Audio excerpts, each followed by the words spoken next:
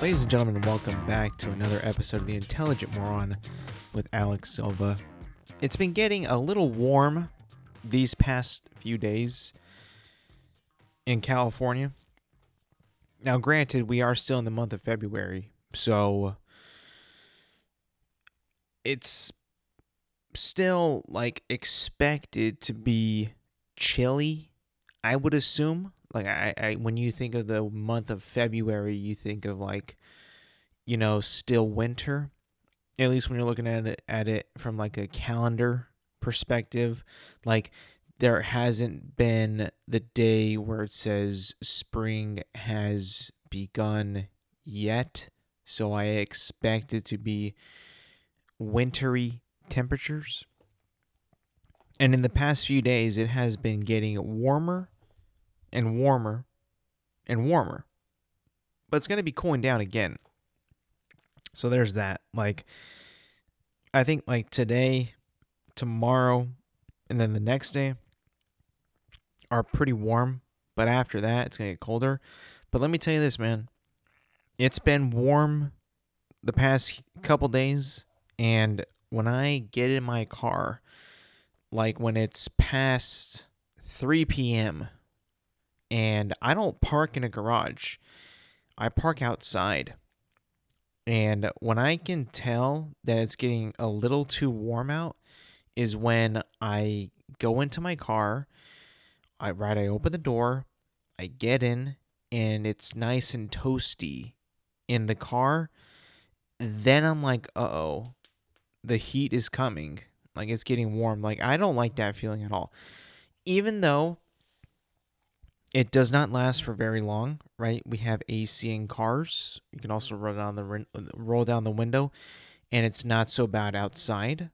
But when we get to the point now where your car is beginning to start to raise in the temperature of the inside of your car, then that means that we're turning a corner to it to starting to be a little too hot for my comfort. And that only means in California that it's the beginning of the hot weather. And last year, I think I remember saying on this podcast, it was just taking so long for it to get cold in this part of California. And now there's already signs of it getting hotter, barely at the end of February. I mean, I guess you can kind of say it's kind of almost the time where it would be to start to get warmer. It is, it is, almost going to be March, and March is the beginning month of spring. So, I mean, I guess you can kind of say we're getting close to it, but I still want to hold on to some colder weather. I don't want it to be too hot too soon. Because when I see it getting too hot too soon, it's not just your car that gets warm, but it's also the trees begin to bloom, they begin to blossom. And that kind of, to me, starts to kick in. The allergies start to pop up. Too much more pollen, more bees out there, sneezing begins, warm temperatures, keep coming at you hot and heavy. And then you're just dude, it's too hot. And it gradually gets hotter, and you're like, oh, for the love of God, please, no. But then again, I like I said before, it is going to get colder, which is kind of weird because that just means it was just a heat wave that was kind of in the area in these past few days and the next few days in the future. But I think I saw rain in the forecast next week, so I'm this little heat wave just lasted, a little bit, and now we're just, kind of back on track in terms of wintry weather, which I'm okay with, I'm not a type of person that would also want to live, I don't think, somewhere where you get a true full-on winter, because that would just make life difficult, more than I'm accustomed to. right? I lived in California my entire life, so my weather, or my winter, sorry, is just a wet, chilly winter. You know, I don't live anywhere where I get snow in the winter months, so I don't like have to like worry about like snow chains or snowshoes, snow pants, stuff like that, where I have to actually, have equipped with that type of stuff. That way I could live my life in a productive way. You know, I couldn't even imagine having to buy all that stuff. That would just be like a burden for me to have to deal with all that stuff. Like if snow was actually a factor in my life, an element that I had to braze and get through just to do, day to day things, daily tasks, driving to the store, driving to work, stuff like that. That would just be so inconvenient. But then again, there's a lot of parts of the country that do have to deal with that I applaud because it's not like they choose to live there, right? They're probably born there and they just live there because that's where they're from, that's where their family is. They don't want to move, right? But the people who like move to other places where it does snow, where you will be faced with snow and, a really, really cold winter, my hat is off to you because you are choosing to live a harder life than what you need to. I mean, it's just insane.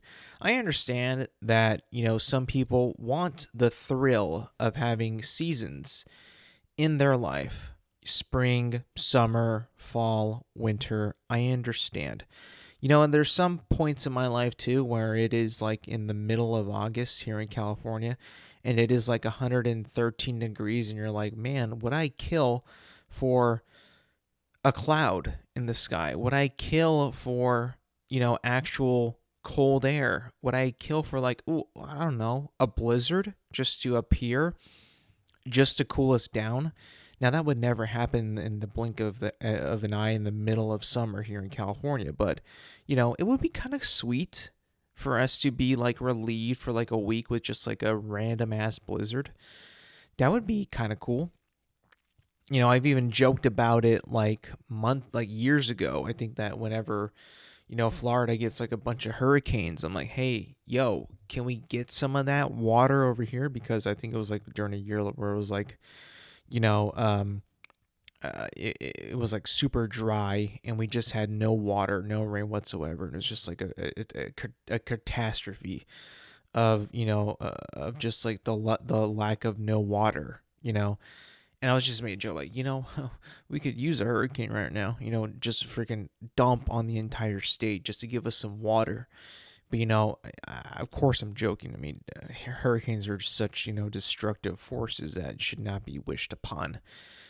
Obviously, I was just making a joke. But, sometimes I would enjoy like a nice break from like the extremes of summer here in California, where it could get pretty damn dry and pretty damn hot and a little miserable from time to time. But it kind of I guess it beats like humidity in like the East Coast in the summertime, because at least like for me, I'm adapted to the dry heat. That I'm like, I expect it. I know what it's gonna be like. My body's used to it. I don't have to like walk outside and be like met with like a straight up wall of moisture. Now, I've never experienced that in my life. I'd imagine it not being so pleasant, but I would have to think that the people that live in the East Coast where that happens are used to it, or at least more used to it than what I would be what I would be. I would have no chance over there. If I were to go over there, I would be miserable in the summertime. I can only imagine how much I would hate it over there, how I would despise the location, despise the area, despise the people because of the heat being so intense. I would just have an irrational hatred for everything that lives over there. Not because of who they are, just because of the situation that I'm in, having to deal with that type of heat. I don't think that I could do it. If I'm being honest, I don't think I could actually live on the East Coast where it's humid as fuck during the summertime and be like, go with my day to day, things being like all cool and shit. And I've seen videos of like people, posting videos on like or filming stuff in summertime in Miami, and not one of those people is like sweating or like, looks, like they're hot or something like that. They all look like they're dry as a bone, like, and I get like a little bit of a distortion or like a, not really a clear picture. Like, is that actually, is it even humid over there, or is it just like, all talked up? I would assume that it is actually humid as fuck over there. And then what I'm seeing is just like, whatever the crew wants me to see, and they just pat dry everybody before every single take of that show. Usually what I see is like these home shows that are like based on the East Coast and usually Florida. And I'm like, isn't it hot as fuck over there? Like, why are these fucking people look dry as shit? They're not even sweating. And I hear people all the time, like, you walk out and you're sweating. I maybe it says it's being filmed in Florida, but it's actually being filmed in LA because of filming purposes. I don't know, just being like, made us look like a fool, like saying, oh no, it's actually in Florida. I don't know, maybe it's some kind of like movie or TV show magic type of shit. They're just like, that ain't really where it's filmed, even though it's made to look like it. But it could have just been built on a set. It could have just been a set, could have been built and just like, faked it out like, hey, this is where it's filming. And just kind of, make us all think like, what are we talking about here? you know. But that's just the weather, right? It's just got me going, got me thinking. And you know what? Back to the point where like, it would kind of be kind of cool to get like a blizzard here in the middle of summer, just to kind of cool us off for like a week, maybe 2 weeks. It gets you to think like, you hear about these machines in like Saudi Arabia and like Qatar where they like can like make rain out of like clouds in the air, like give it that little push so we could like dump some water on the city. Like, you ever think that like, maybe in the near future we can like create like a blizzard in an area that's like just so drastically hot that, maybe make like a snowstorm for like a week or two in the middle of summer just to cool everybody off for just a little bit. Is that possible? Is it in our lifetimes? Could that ever happen? Would it ever happen? Should it ever happen?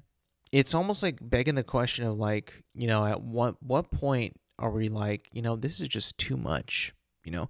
When they were building the atomic bomb, there was a fear that when they set off the explosion in the testing of the atomic bomb, that it would actually ignite the atmosphere around the world and cause the world to burn up and destroy all life on Earth. When they were testing the atomic bomb, that was actually a possibility that they thought that could happen. What if we did something similar to that, where we decided to manufacture a blizzard snowstorm where there isn't supposed to be one, and let's say it just expands out of our control, and then we cannot do anything to prevent it from spreading, and it just engulfs the entire globe, and we are set back into an ice age. Like, that's probably not even possible, right? Probably not, but there could be some plausible things in that could potentially happen with enough research and with enough development that it could actually happen. Now, of course, that's never been done before, right? We haven't been able to create, at least I don't think, we have not been able to create a blizzard, like a man-made blizzard. But if we did, could you imagine what would happen if we had no control over it? We could not stop it. We could not, shrink it. We could not make it smaller. We could not, it was like unstoppable, right? Then we'd essentially be playing God. And at that point, that would just freak everybody out. And we wouldn't even be able to stop it.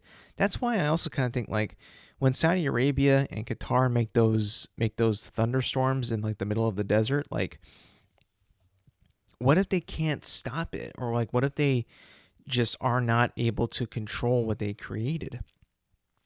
And it goes insane. Like, is that even a thing that's even possible? Does that even cross our mind? It would cross my mind for sure because I would be afraid of like what if we cannot control this? There's nothing more like terrifying in my opinion, at least for human beings, than things that we cannot control. Things that we just don't have the control over. That even freaks us out right now. Like we don't necessarily have control over our lives, what happens to us. We don't know what's going to happen tomorrow. Are we going to live tomorrow? Are we going to make it to tomorrow? Are we going to make it to the end of tomorrow? Like, we don't know what's going to happen. We have no control over that. And it's a little burden that, we kind of like wrestle with in our entire, like, certain parts of the day in our lives, but we don't really harken too much on it because we kind of can't, just think about that too much because it would just drive us insane, I think.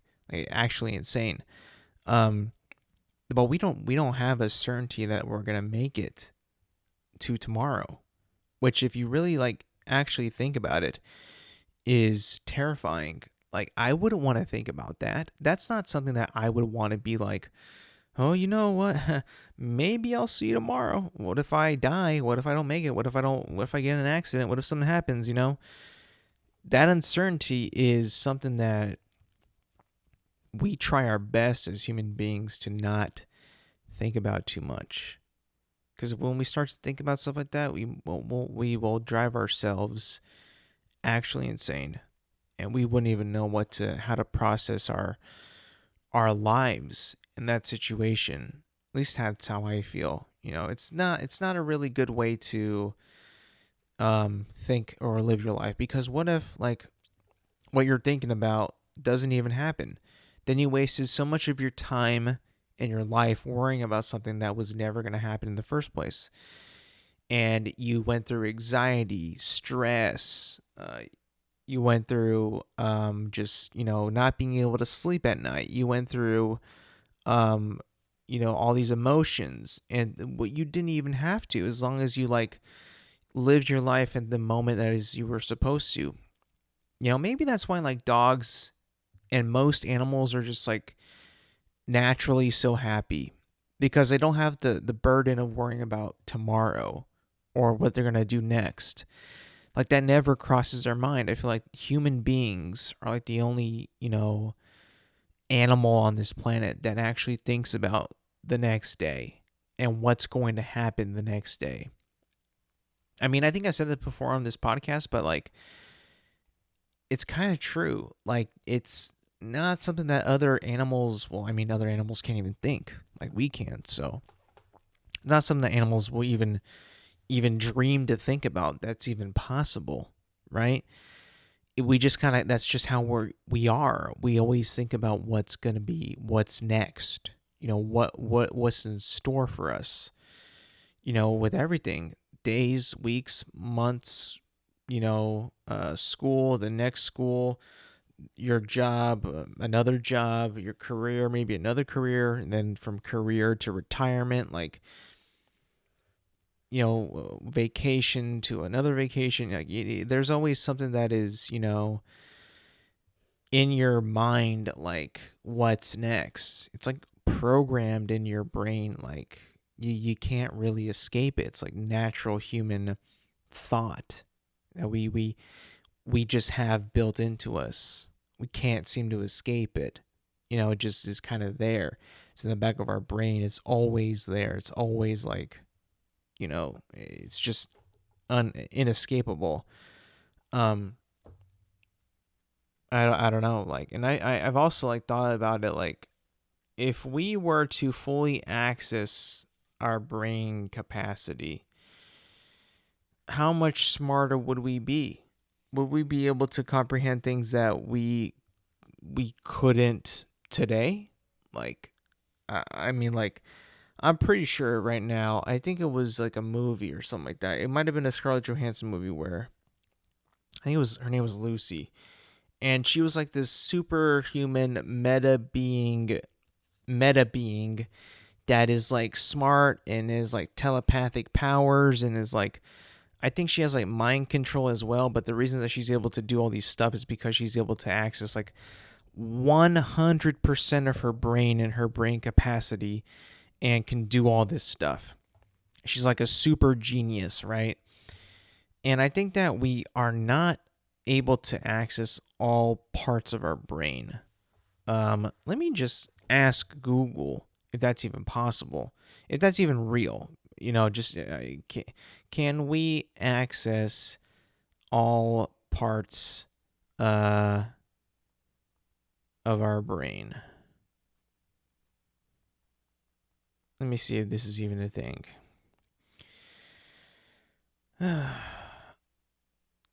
Well, let me see. So AI says yes, humans are use all parts of their brain, and there is no part that is known to be unused.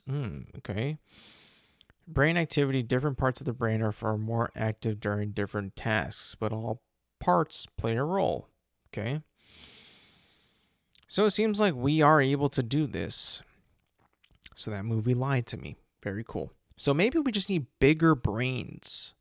Like bigger brains. Like I think our brain is like not even that big, but like it's obviously doing the job right now. I mean, like we are the apex species of Earth. So like there's that.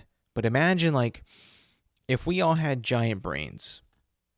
I'm not saying like aliens, like big old brains or big heads like aliens, but like you remember in the show Jimmy Neutron when Sheen got like an enormous brain, so enormous that he was able to like hover and levitate from his own brain power, and he knew everything. Like, if we got bigger brains, I'm not saying that we'll be able to fly or just hover or even levitate, but like we would be able to solve things that we wouldn't be able to solve today. Normally there are so many questions that we have that are not answered. Because I think that we just don't have the brain capacity to do it. Like our brains are not big enough to answer those questions. Like for some reason, right? We have not figured out anti-gravity generators or anti-gravity drives. We still use rockets as a form of propulsion. And it's our best thing that we have to launch ourselves out of this planet. Like, if you think about it, like the first rockets that were launched, I think were in 1969, and those went to, the moon, I believe. Maybe not, but like, I mean, is it just because like we truly don't have the resources, we don't have the power, we don't want to take the risk, or like we it's just like not worth the money? Some of it tells me that it just might not be worth the money to do it, because it's so expensive. And like, why do it when we've already done it before? I don't know. Maybe it's a risk, but I truly don't. I doubt like these big organizations like NASA, SpaceX really give that much of a damn about their people. Maybe they do, maybe they don't. I don't know for sure, but like, maybe they just rather prefer not to like, put anybody's lives in danger, which is a good thing. You wouldn't want that to happen.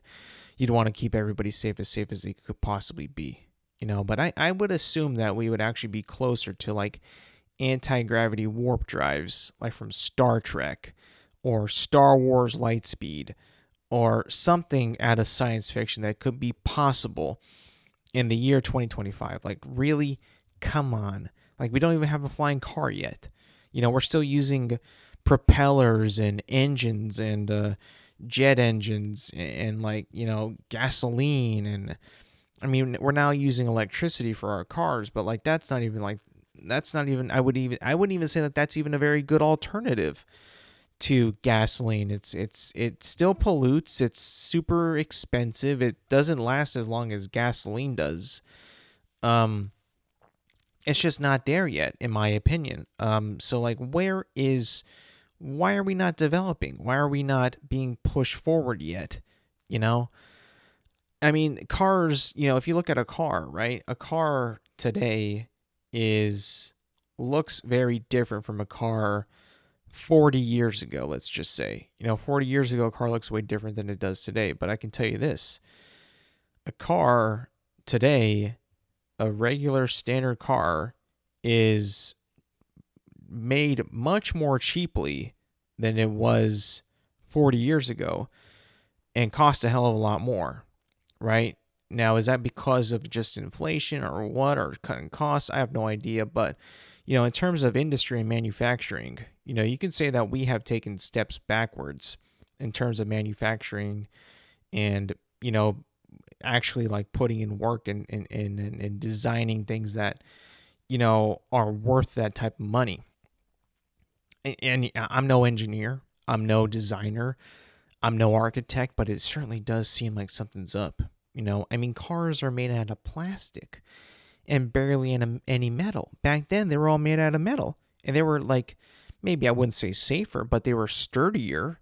And nowadays, it's just like, whoa, this thing will crumple with any little tap. It's just insane to think about. Also, like, kind of branching off, like modern day industry. I was chatting with my friends about this last week. Because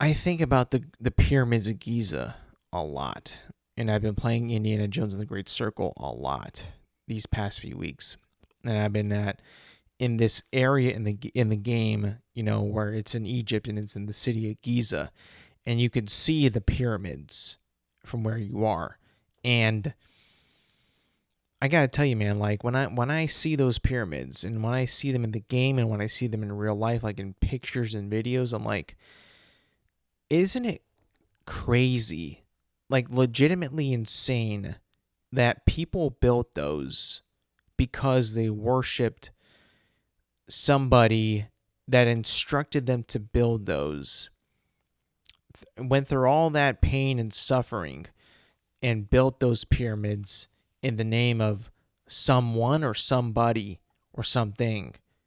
And it took them so many years under that person's rule to build those pyramids, and the way that they built them and how they built them,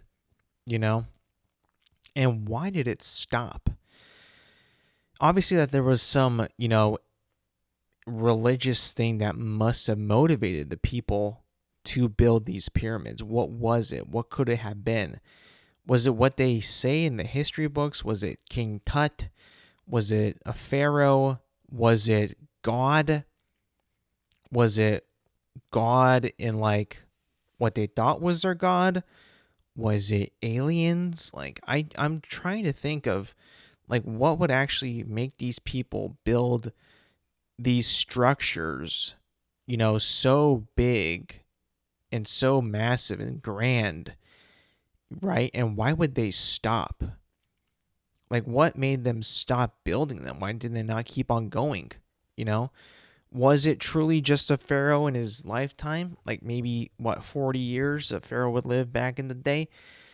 I don't even know if that's even enough time for them to build those fucking pyramids of Giza. To be honest with you, there really is no timetable. I mean, if you even measure it now, can you like pinpoint a time frame that it would even take people back in the BC days to build those pyramids? It would take decades to build those, right? It would take so much time. And what are they worshiping, right? I mean, it was just like, were the pharaohs actually gods?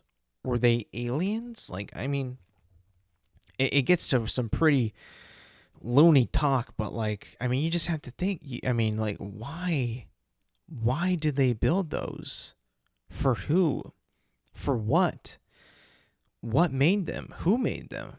I just That always puzzled me, and it still does to this day. I can't escape a few days and not thinking about those pyramids. Like, why are they built? Who made them build them? And how much have we actually discovered from them? How much have we gone into the pyramids and dug up and seen what the hell is actually in there? Like, is it enough? Is it not not enough? Like, I feel like, honestly, like, we would find so many secrets in there that we don't even know of if we were let fully in.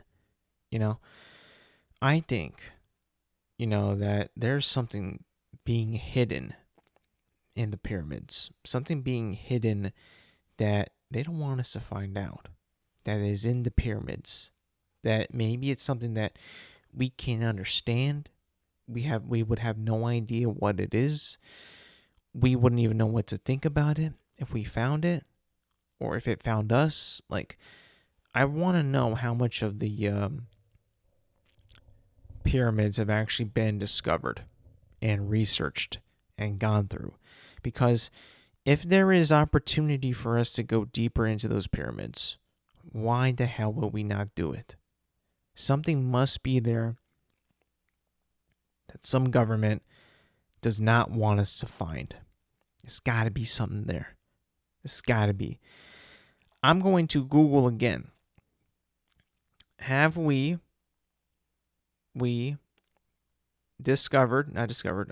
searched the entirety of the Great Pyramids? Of the pyramids.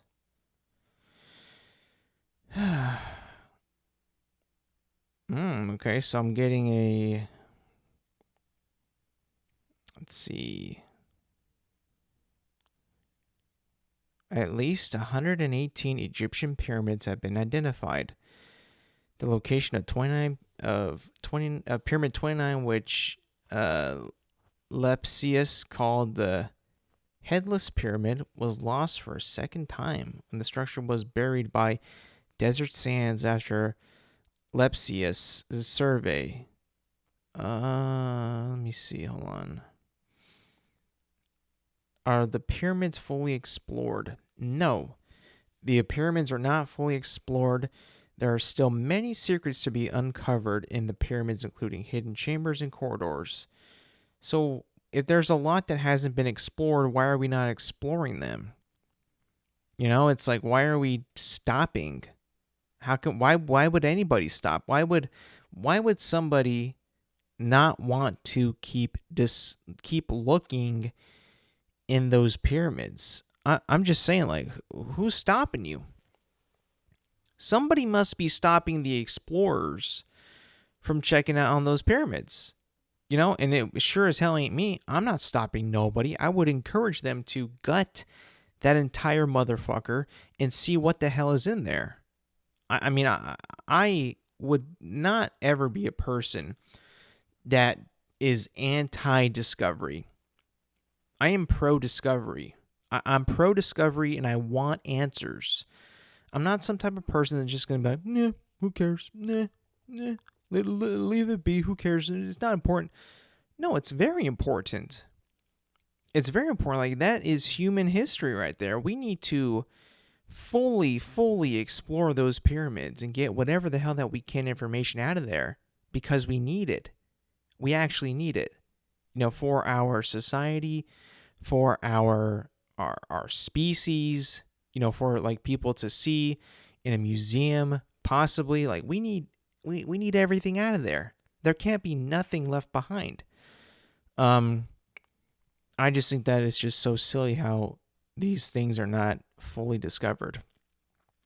We've known where they've been for decades, centuries. Like, we know what's there. Why can we not fully explore them? It's probably funding and some bullshit like that is not being supported. And I understand, like, you gotta make sure that people are getting paid to do what they want to do because they need to, they got to live, But at the same time, it's just like, how was this not fully discovered? Just how? How is it not fully discovered? That is unacceptable. If I'm looking at the Department of Archaeology and I'm like doing a weekly report, of the entire Department of Archaeology, I'd be like, y'all ain't working hard enough, boys. Like this pyramid, this structure, this obelisk, this book has not been siphoned yet. Like we got to get to business here. We got to make sure that we're getting our work done because none of this is going to just discover itself. We got to discover it for that. We have to do this the discovery. We got to do the exploring, It's just, to me, it's a simple solution, right? Just do it.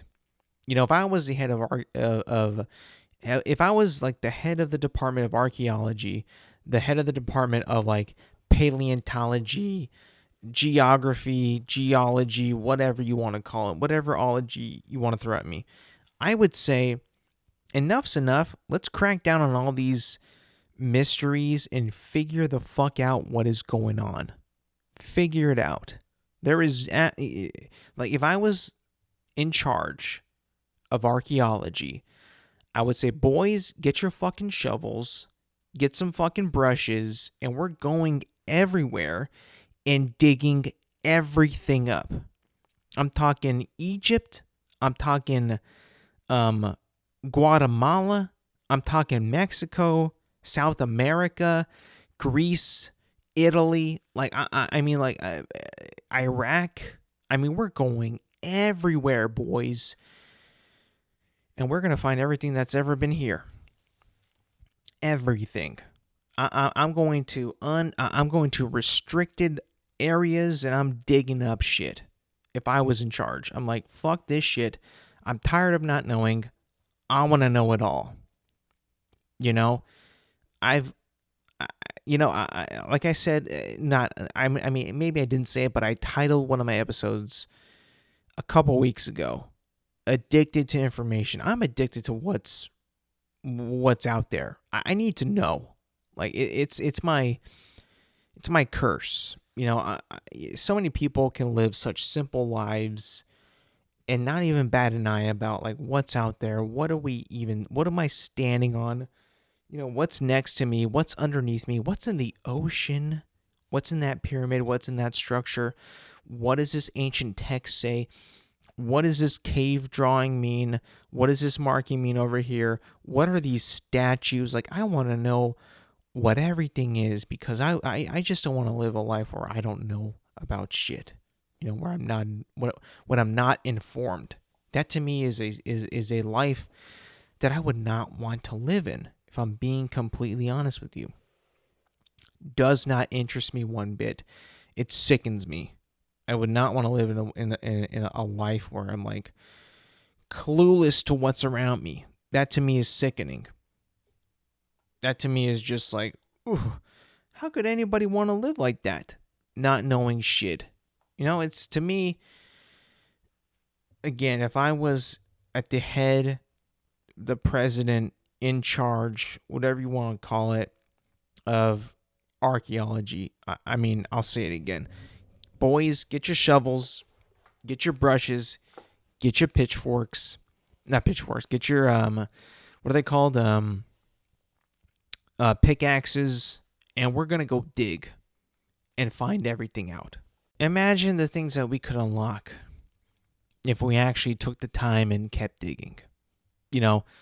I'm talking like UFO crashes. I'm talking like maybe alien bodies. I'm talking lost cities. I'm talking the Atlantis, possibly. Not to say like Atlantis was a city of sea people, but a city that fell into an ocean, potentially. That must be real. What I mean by Atlantis, again, is just like maybe, part of like an island. There might have been an earthquake. And it sank to the bottom of the ocean. That's what I mean by Atlantis, like a lost city of Atlantis. I mean, I believe that shit. That had to have happened. Why would anybody just make up a city underwater? Why would anybody think of that back then? There had to have been some kind of truth in that stuff. There had to have been. You know? It's just like, I've seen people talk about the Amazon rainforest. How that might not even be a legitimate rainforest. That was all plants, vegetation brought from other parts of the world and put in Brazil. And that none of it's natural. I've heard that. And I'm thinking to myself, like, holy shit, could you imagine the Amazon rainforest is not a natural rainforest? Are you kidding me? And and many people think that it is natural. Like, the entire population thinks it's natural. Let me Google this right now. Is the Amazon rainforest natural? Is the Amazon rain man-made? AI says the Amazon rainforest is not entirely natural, but has been shaped by human activity over thousands of years. Wow. Very, very interesting. Indigenous peoples cultivated trees, including rice, manioc, and palm trees. This created a fertile soil that supported agricultural and silvicultural. I don't know what that is. The Kasarabi culture built large settlements with step platforms, pyramids, causeways, canals, reservoirs, and artificial lakes. The diversity of the Amazon's plant life, including large nut trees, and fruit-bearing palm trees, is a result of indigenous practices. Interesting. Archaeologist Eduardo Neves has studied human occupation of the Amazon for decades and found evidence of rice, manioc, and palm tree cultivation. A study using laser scanning technology found settlements built by the Kasarabi culture.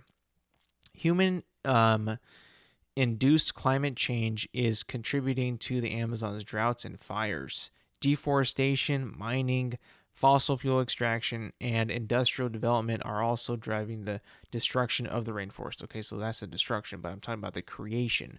So there is, some, evidence of, palm trees, rice, rice plants all being put there and fertilizing the soil there to make it an agricultural like hub. It's kind of crazy. So that shit ain't natural. But when did it begin? When did it start to become unnatural? When did the human activity start over there to make it such a diverse, ecology? I don't know. I would love to know. Shit. That would be interesting to know. That's information that I'm like, yes, please, let's crack down on this. Let's figure out what this is. But that's the thing about today, though, bro. That's the thing about today is we got the wrong people really, like, ruling, like, not ruling, but, like, influencing the world right now. Like, I saw an article last week. It was, like, one of the most cringy things I've ever seen in my life. And I couldn't believe that this publication actually wrote an article about this incredible non-story. I have it right here for you.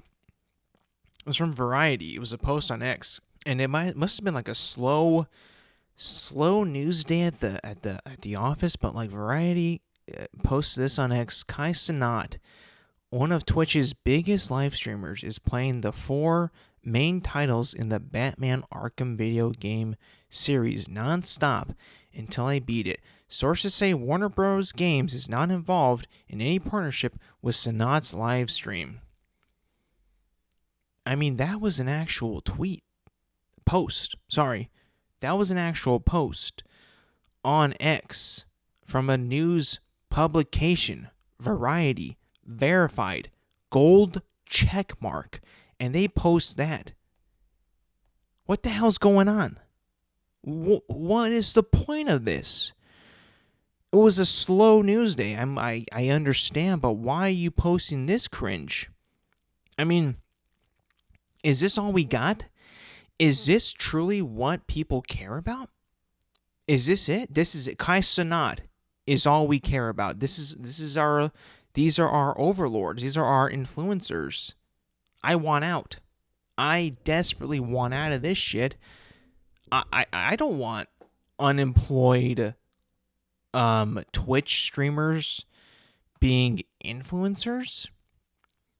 Like the last thing that we need in this world is more people being Twitch streamers. We don't need that. It's no more, please. I mean, soulless, gutless, talentless people just sitting in front of a computer doing things, and people are going to watch and ultimately make a ton of money from being unemployed. It's not okay. It's actually terrible. Absolutely terrible. The fact that Variety actually published this, put this out there, posted about it on X, is just sad. I mean, very, very, very sad. I mean, we've sunken so far as a society that we now worship these dudes, Kai Cenat and iShowSpeed, are some of the people that we just, people just feed off of now. People want to be, want to get some of that success so quickly. It's even like affecting the culture of how we speak and how we communicate with each other. I shit you not. 2 weeks ago, a week and a half ago, I think, the NFL account on Instagram posted a post about, the top plays of the season, from the 2024 season. Let me try to find it. I mean, it was okay. You know what? I saved it. Thank God. I saved it. I remember. I did save it. Let me find it. Hold on. Give me 1 second. It was one of the worst things I've ever seen in my life, though. I'm not even kidding you. Where did I post it, though? I posted it somewhere. I show my friends, and I was just like, I can't believe what I'm seeing. I really cannot believe what I'm seeing at all. Hold on. This is too good to pass up. I'm sorry. Let me see. Where is it?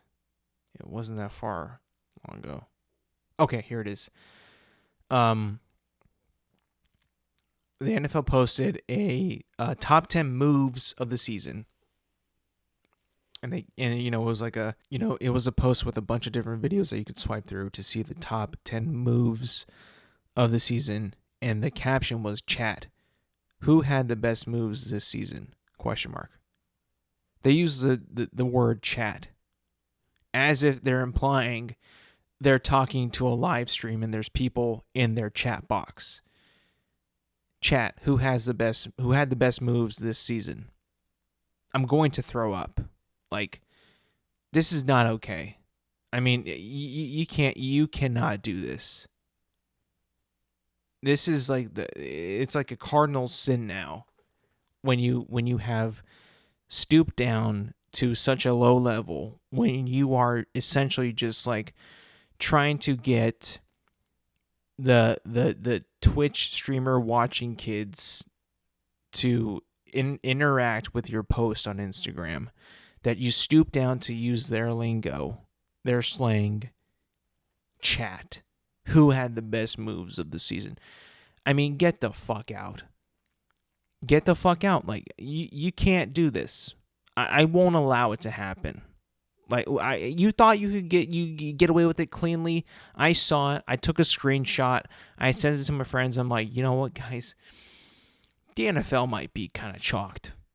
I'm sorry, but this is just not okay. I cannot let it stand. I won't let it stand. The NFL is a league for men. Men don't watch Twitch streams. Men watch football. Know your brand. Know your audience. Do not alienate your audience away. Grown men do not want to see you posting a caption that says chat on it. I'm sorry, but that's not what we signed up for. I don't want to see that ever again. This is a plead. Don't stoop to this level.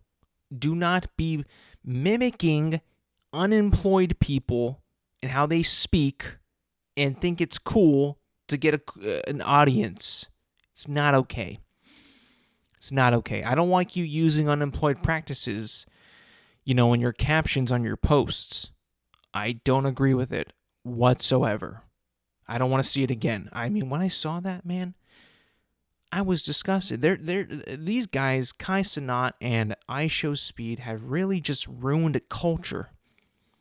They're ruining a culture of people, of individuals that are already as insecure as it was and are straight up, I wouldn't say promote, but saying that it's a cool way to make some dough, some money, to live stream and to never see humans, to never see or have any human contact, to just be in your room with a webcam going at all times, doing pointless, stupid shit that you shouldn't even be getting paid for.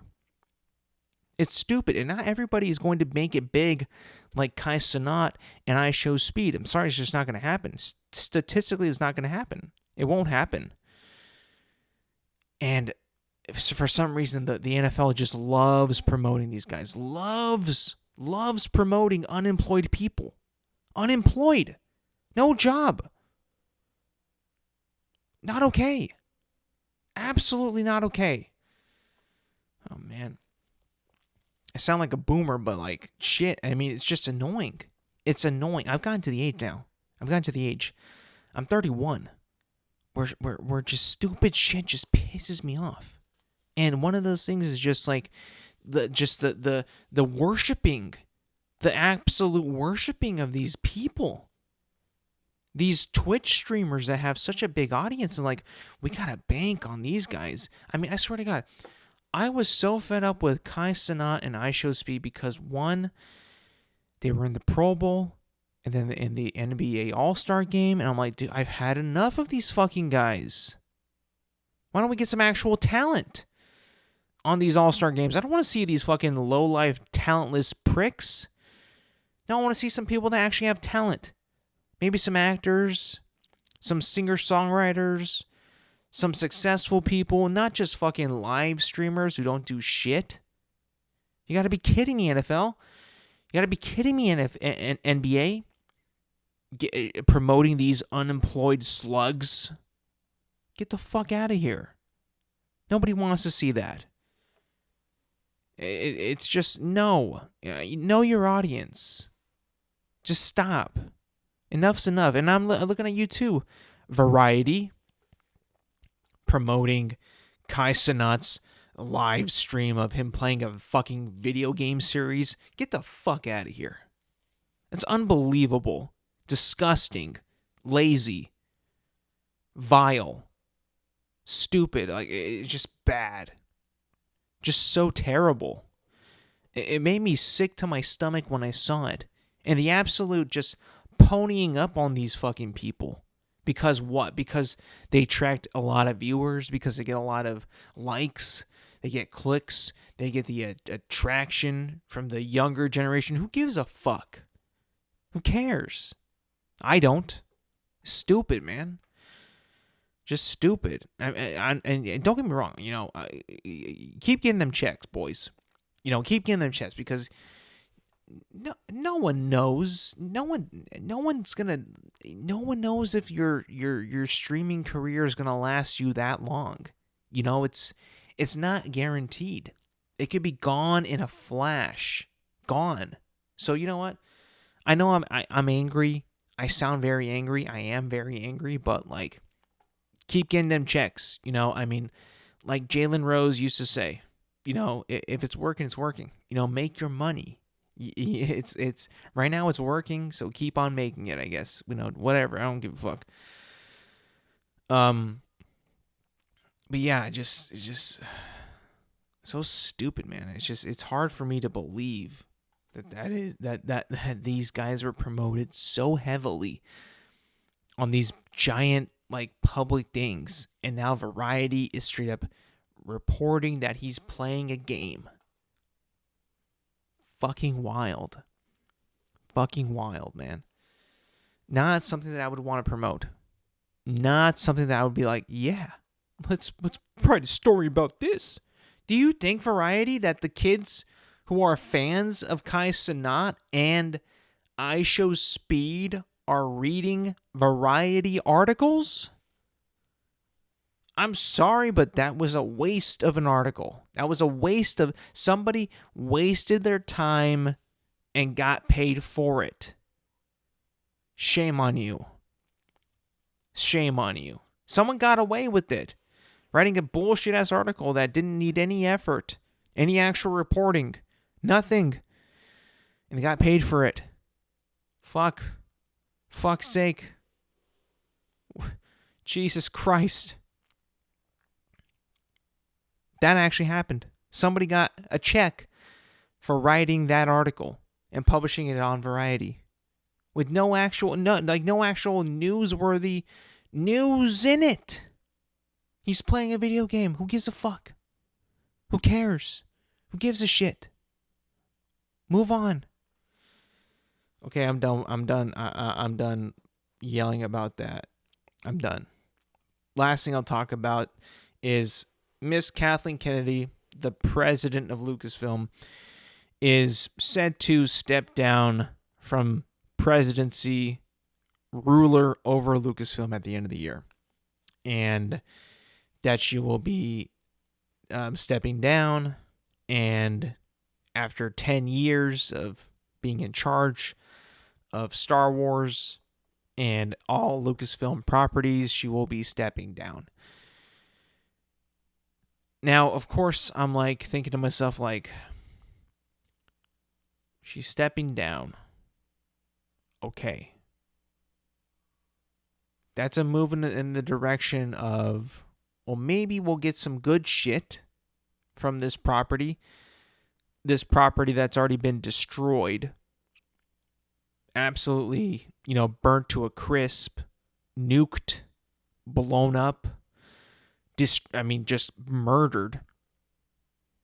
It's hard to save this franchise, this studio, after what has already been committed. Atrocities committed. I mean, Rey Skywalker exists. I don't care if you're gone tomorrow. The damage is done, lady. You've killed it. You have killed a beloved story. You're 10 years and you have killed a beloved tale. A beloved mythology has been slaughtered in your name, under your watch. I mean, have fun in retirement. Cool. Sure, you made your money. Chill out. Well, you made $10 billion in 10 years? Maybe more, maybe, I don't know. You made a lot of money in 10 years. Congratulations. Yet you murdered a mythology. You murdered a story. You murdered characters that you didn't need to murder, but you did anyway because you could. Sure, whatever, fine. Damage is done. Whatever, Kathleen. Have a nice vacation. See you in Cabo, Cancun. I don't know where you go for vacation, but have a nice vacation. See the sights. Go on a hike. Maybe have some good food. Have a few drinks. Have some fun. Damage is done. Damage is been done. Destroyed. The past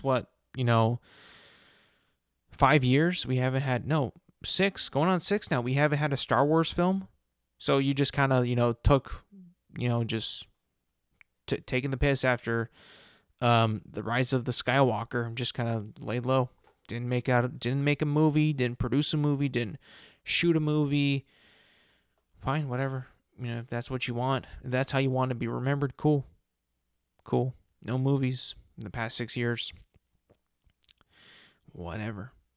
As long as you're fine, as long as you're content. I don't see anybody that could walk into this job and be like, I'm going to get everybody back. I'm going to make Star Wars cool again. I'm going to bring back all the fans. How can you possibly do that? With what has been done, has been done. It's impossible. We might as well just retire the brand. We might as well just lock away the brand and move on to something else. Just like, no more Star Wars. Star Wars cannot be touched anymore.